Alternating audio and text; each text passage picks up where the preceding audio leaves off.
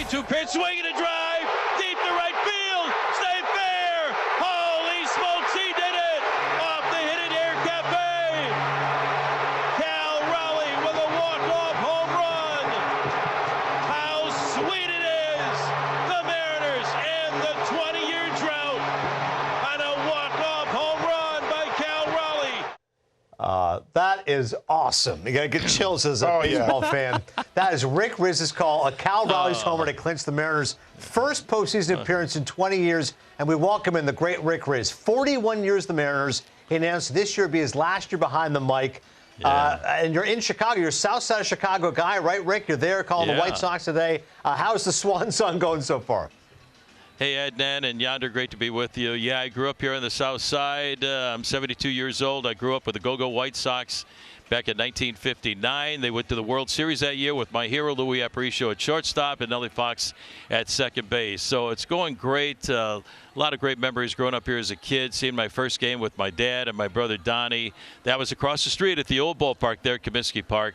But it's going great. I'm just trying to take in every drop, every mental picture I can take, and hold on to it, because this is going to be my final season. So I'm looking forward to my next chapter, spending more time with my grandkids and getting on a plane when I want to get on a plane. But the club has been great. The fans have been great in Seattle. I love them, and I'm still going to be doing something for the ball club. Rick, I remember, Yonder Alonso here, I remember you when you would come into the clubhouse and talk to all the guys, but there was just such a great mutual respect with the players and yourself. It was like you would come in and all the players felt at ease. Was that something that you learned throughout your career, or was it something that just came very easy for you? It's something I learned, and then it became easy, Yonder, because I spent 8 years in the minor leagues. And I was with the Padres organization for 3 years.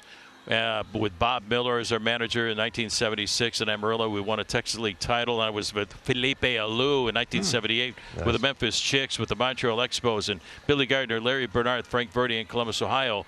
And what you guys do, you guys are the best in the world at what you do. It's not easy. You make it look easy. But I learned to respect the game, because what you guys do and how you do it, not many people in this world can do it. Only 760 guys are going to put on a major league uniform. So I respect you guys, and I treated you that way, and you treated me that way as well. You made me a part of, their family, like Norm Charlton, Mike Blowers, and Jay Buhner invited me to go to Daisy Buchanan's one night in Boston, for a drink, and I felt like a part of the team in 1995. So I thank the players for that. You have been a part of the team for so long, a part of the fabric of baseball, not only in Seattle, but elsewhere, Rick. And I'm curious, it's obviously a tough day for many across the baseball world. You must have had some interaction with Bobby Cox. What was that like? Yeah, I knew Bobby, as a play-by-play announcer for the other team. I always loved talking with him, because he was one of the greatest managers in the history of the game of baseball, who went into the Hall of Fame with Joe Torre and Tony La Russa. You talk about those three guys. But I'd see Bobby when you go to Atlanta, and I'd go, "Where's Bobby?" And I see this big plume of smoke in the corner of the dugout. I'll go, "There he is," smoking that cigar. And I walked up to him. I said, "Bobby, you're either smoking your cigar or you're on fire," because there's a whole lot of smoke. Should I call 911? And he started laughing, and we do it. I said, "Can I do a pregame show interview?" He's always said yes, and he was just one of the nicest guys in baseball. Hard to follow John Smoltz with the great stories, but he was one of the greatest managers of all time. He's going to be missed. 84 years of age, and what a legend as a major league manager, but especially what he did in Atlanta. 14, 15 consecutive division titles, the pennants, the World Series in 1995. He's going to be missed by everybody, but especially guys like John Smoltz, Glavine, and everybody, Maddox, with the Atlanta Braves organization. We're all going to miss him. No, and you have such respect and reverence not only for the players and managers, but I'm sure, Rick, fellow broadcasters. John Sterling passed away this week. Another guy like yourself who was just so much the embodiment of a team's fabric, calling all those Yankee games. Yeah, John was one of the greatest announcers of all time. I mean, his home run calls for each of the guys, he had that iconic call for whoever hit a home run, whether it was Aaron Judge or Derek Jeter, or first run with Bernie Williams. But his style was impeccable on the air. His style was impeccable when he dressed and came out to the ballpark. Always had the suit and tie and the pocket square. So a few days ago, when we found out that John passed away at age 87, so I wore a suit, and I also had the pocket square in honor of John Sterling, one of the great announcers in Major League Baseball history. We're going to miss him too.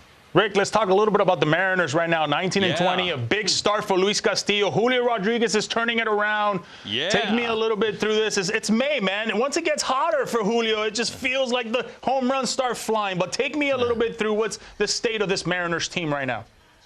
Yeah, they were struggling in the early part of the year. Yonder and Adnan, you know, the big guys weren't hitting, but you knew they were going to hit. I mean, Cal Raleigh was the best player, I think, in baseball last year. How he didn't win the MVP award, I'm shocked, to be honest with you. 60 home runs as a catcher, you know, not a pass ball the entire year. What he did, you knew he was going to hit. He's going to hit. He's going to hit home runs. Julio's really turned it on. He's hitting like .330 over the last couple of weeks, and Josh Naylor's turned it on. But we missed a lot of key guys. Brendan Donovan got off to a great start and then was hurt with a sore groin. So he just got back last night, not in the lineup tonight, but I talked to him. He said he can hit. And then now a couple of leverage arms of the bullpen are out. And Gabe Spire and also Matt Brash. But the starting pitching has been awesome. It really has. Luis Castillo going tonight. He's going to bounce back after a rough go here over the last 4 or 5 outings. I mean, this is the best starting staff, I think, in all of baseball. The bullpen is doing a good job. Munoz is still, to me, one of the best closers in the game of baseball. So Danny Wilson and the coaching staff, all those guys in there are doing a super job. This is a team that's going to get to the playoffs. They can get to the World Series, and I believe in my heart they can win the World Series. They were 8 outs away from getting to the World Series last year. That's their goal this year, and I think they can do it. But they're going to get things turned around, and they won 3 out of 4 last 3 out of 4, and they just won 2 out of 3 from the Atlanta Braves, the first team this year to win a series against that team that's leading Major League Baseball in average and home runs and RBIs. So this team is going to get going. They're going to stay hot. How storybook would it be to imagine the Mariners winning their first World Series with Rick in his final season? I can't wait to hear the calls. Last thing I want to mention, because this is very important. We know what a great broadcaster you are, family man, but I love the fact you're very involved with charity as well. The fact Toys for Kids, you're the co-fan of this over the last 30 years, Rick. This is incredible. 360,000 kids, Pacific Northwest, brand new toys. To me, that'll be one of your legacies as well.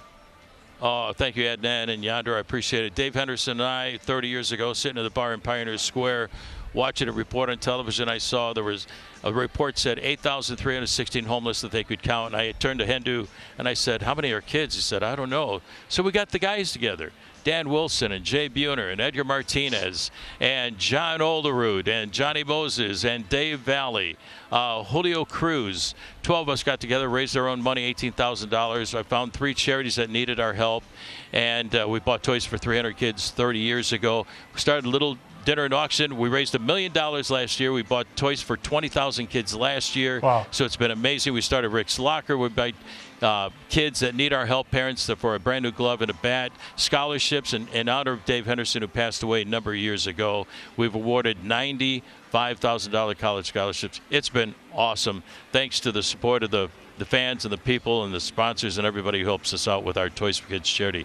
Thank you for asking, guys. Of course, Rick. Great stuff, both on the field and off. I mean, 51 seasons as a broadcaster, 41 with the Mariners, and 25 years with Dave Niehaus. To me, that is unbelievable to have the Mariners broadcasters as good as both of you. This was great, man. Enjoy. You still got a lot of time to go here. Still got a few months left, so I don't want to say the farewell tour is on just quite yet, but have a blast, Rick. This was fun. Guys, thanks a lot. It's going to be an outstanding year for this ball club. Thank you so much, guys.